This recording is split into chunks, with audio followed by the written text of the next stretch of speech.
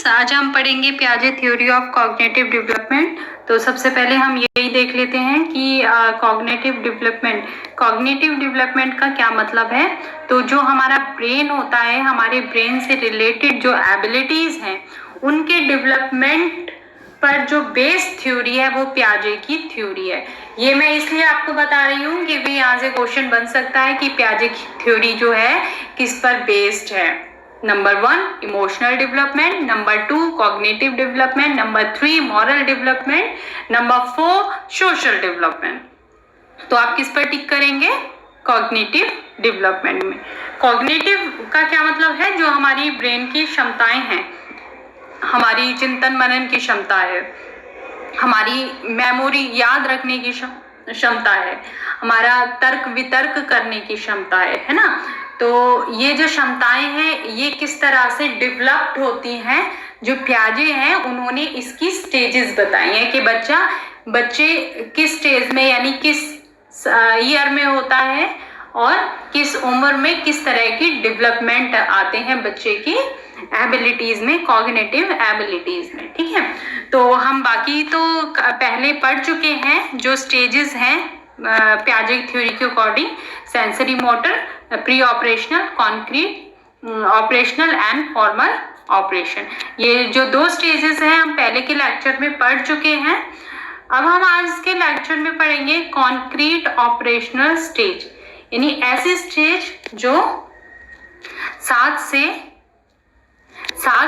11 साल के बीच में होती है। ठीक है, तो इसको आपको हमेशा याद रखना है कि कौन सी स्टेज का कौन सा ईयर है। तो 7 से 11 साल कौन सी होगी? Concrete operational stage. ठीक है, तो अब देखिए ये स्टेज की कैरेक्टरिस्टिक क्या है, क्योंकि बेसिकली जो क्वेश्चन आते हैं वो कैरेक्टरिस्टिक से रिलेटेड आते हैं, विशेषताओं से रिलेटेड आते हैं। तो देखिए कॉन्क्रीट ऑपरेशनल स्टेज 7 से 12 साल की होती है। इस स्टेज में बच्चा क्या डेवलप करता है? Fundamentals of logic. कुछ लॉजिक के फंडामेंटल होते हैं। ठीक है, कोई भी हम लॉजिक लगाते हैं उसके कुछ फंडामेंटल होते हैं, कुछ बुनियाद होती है, कुछ बेसिक्स होते हैं। ठीक है, उनको बच्चा डेवलप करता है। अब लॉजिक करेगा तो इमेजिनेशन भी यूज कर सकता है वो, है ना। लॉजिकली अगर सोचेगा तो कोई चीज उसने देखी है, उस इंफॉर्मेशन को भी वो यूज कर सकता है अपने लॉजिक में, है ना। या फिर किसी रीजनिंग को भी अपने लॉजिक में यूज कर सकता है। तो ये जो चीजें हैं, ये लॉजिकली जो चीजें हैं वो डेवलप्ड होती हैं। तो देखिए एबिलिटी टू सॉर्ट ऑब्जेक्ट, यहाँ पर क्या होता है कि बच्चा ऑब्जेक्ट को क्लासिफाई करना या सॉर्ट करना सीख जाता है। अब देखो यहाँ पर क्या मतलब है सॉर्ट करना। यहाँ पर ये मतलब है कि मान लीजिए आपके पास कोई भी आपके मान लीजिए अगर बच्चा है, बच्चे को आपने कई सारी चीजें दी, ठीक है, और उससे कहा कि इनमें से कोई चीज छांट लो। तो बच्चा जब कोई चीज छांटेगा तो किसी लॉजिक पे बेस छांटेगा। मान लीजिए बच्चे के सामने आपने टॉय रख दिए, ठीक है, बच्चे के सामने आपने बुक्स रख दी, बच्चे के सामने आपने पैसे रख दिए, बच्चे के सामने आपने कलर रख दिए, बच्चे के सामने आपने कोई मूवी टिकट रख दी, बच्चे के सामने आपने टीवी का रिमोट रख दिया। ठीक है, ये बहुत सारी चीजें मान लो बच्चे के सामने आपने रख दी और बच्चे से कहा कि इनमें से कोई चीज छांट लो। तो जब बच्चा उनमें से कोई चीज छांटेगा ना तो कुछ ऑब्जेक्ट पे बेस्ड होगा, मतलब उसके कुछ एम्स होंगे उस चीज को छांटने के, कुछ उसके लॉजिक होंगे। जैसे हो सकता है कि बच्चे के माइंड में आ जाए कि मेरे को ड्राइंग अच्छी लगती है और मेरे पास कलर नहीं है, तो वो ना तो आपके पैसे लेगा, ना आपकी मूवी टिकट लेगा, ना आपका रिमोट लेगा, वो क्या करेगा? कलर उठा लेगा, है ना। या हो सकता है बच्चा लॉजिक लगाए कि मैं पैसे ले लेता हूँ, इन सबसे ज्यादा तो पैसे हैं, उन पैसों से मैं सारी चीजें खरीद सकता हूँ, तो हो सकता है वो पैसे उठा ले, है ना। या फिर बच्चे को लगे कि मेरे को तो मूवी देखनी पसंद है और कल तो ये वाली मूवी लगने वाली है, तो मैं मूवी टिकट उठाऊंगा। तो ये जो बच्चा करेगा ना, चीजें सॉर्ट करने की करता है बच्चा, उस पे कुछ लॉजिक्स होते हैं उसके, तो ये लॉजिक्स डेवलप होने लग जाते हैं। ठीक है, इसी इन्हीं लॉजिक पे बेस्ड जो बच्चे की क्लासिफिकेशन की एबिलिटी है वो भी डेवलप हो जाती है ना। कि अगर आप बच्चे को कुछ चीजें क्लासिफाई करने के लिए दें, तो वो अपने कुछ लॉजिक्स के बेस पे उन चीजों को क्लासिफाई करेगा। हो सकता है वो चीजें क्लासिफाई करने में ये लॉजिक लगा दे कि जो देखने में सुंदर चीजें हैं वो एक तरफ और जो देखने में सुंदर नहीं है वो दूसरी तरफ। या फिर बच्चा हो सकता है कुछ और लॉजिक लगा दे क्लासिफाई करने में कि जो भारी चीजें हैं, बड़ी चीजें हैं वो एक तरफ, छोटी चीजें हैं वो एक तरफ। ठीक है, तो यहाँ पर जो बच्चा है क्लासिफिकेशन चीजों का सीख जाता है, यानी एक कैटेगरी के अंदर एक ही तरह की चीजें क्लासिफाई बच्चा कर सकता है कॉन्क्रीट ऑपरेशनल स्टेज में। नेक्स्ट देखिए, abstract reasoning ability and ability to generalize from the concrete increases। अब देखिए abstract reasoning क्या होती है। abstract reasoning, abstract का मतलब होता है कोई भी दिखाई ना देने वाली चीज, अमूर्त, है ना, जो दिखाई ना दे, जिसको आप छू ना सके। तो जब बच्चा इस तरह की रीजनिंग करता है, इस तरह की इमेजिनेशन करता है जो कि उसके सिर्फ माइंड में चल रही है, उसको आप नहीं देख सकते, उसको आप छू नहीं सकते, इवन बच्चा भी उसको छू नहीं सकता है, इस तरह की जो रीजनिंग माइंड में चल रही है, तो उसको हम एब्स्ट्रैक्ट रीजनिंग कहेंगे। अब यहाँ पर एक वर्ड आया है कि कॉन्क्रीट। कॉन्क्रीट रीजनिंग क्या होती है कि जो चीज हमें दिखाई दे उसको सोचना, है ना।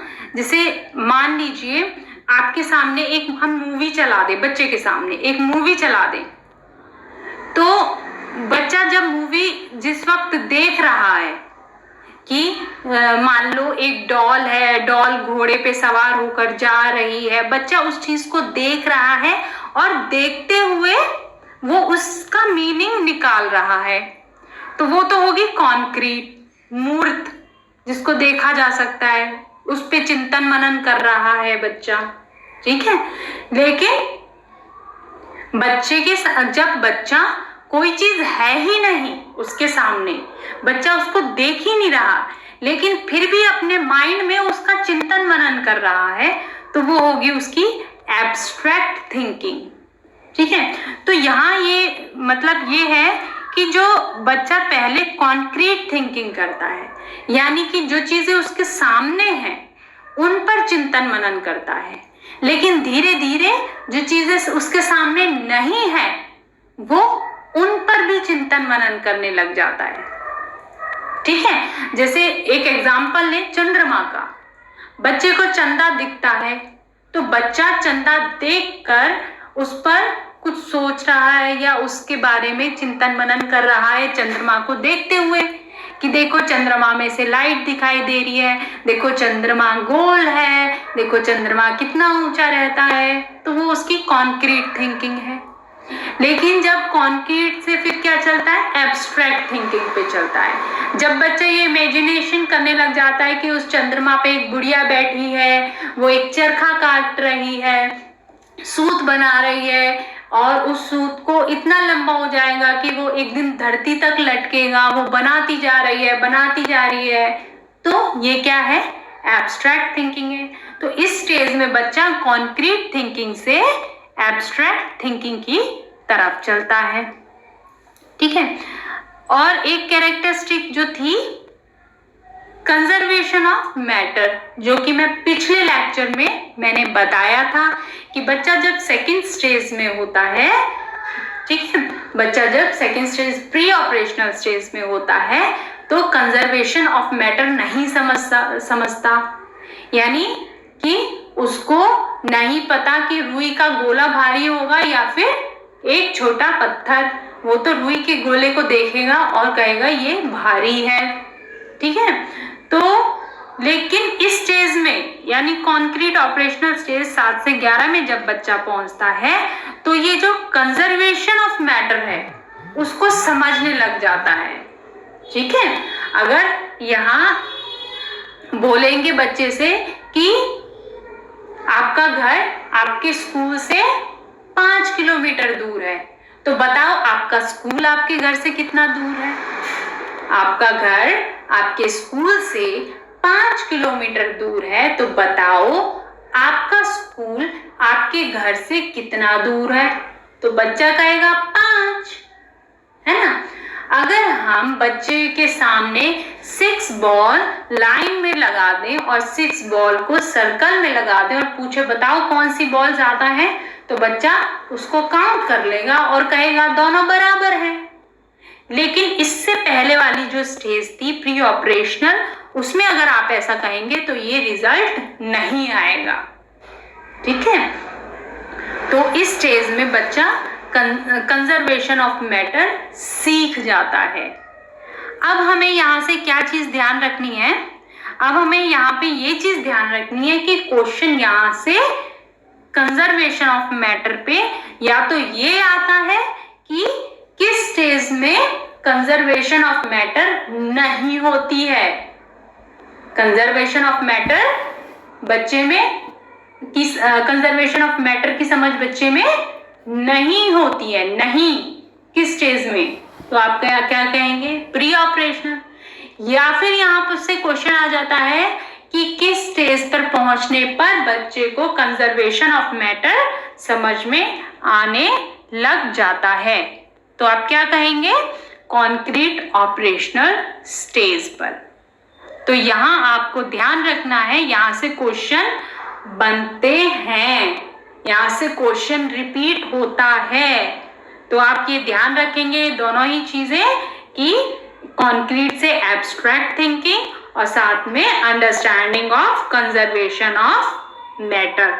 यानी किसी भी ऑब्जेक्ट का, किसी भी मैटर का अगर साइज बदल रहा है ना, तो जरूरी नहीं कि उसकी क्वांटिटी भी बदल रही हो, उसका रूप बदल रहा है। साइज ना कह के हम ये कहें कि रूप, अगर रूप परिवर्तन हो रहा है तो जरूरी नहीं कि इसकी क्वांटिटी भी बदल रही है, ठीक है। तो ये जो चीजें हैं बच्चे को समझ आ जाती हैं। आई होप आपको ये लेक्चर समझ में आया होगा और काफी आपको इससे काफी नॉलेज भी मिली होगी, ये मैं आशा करती हूँ। और तब तक के लिए, नेक्स्ट वीडियो तक के लिए bye and thank you very much.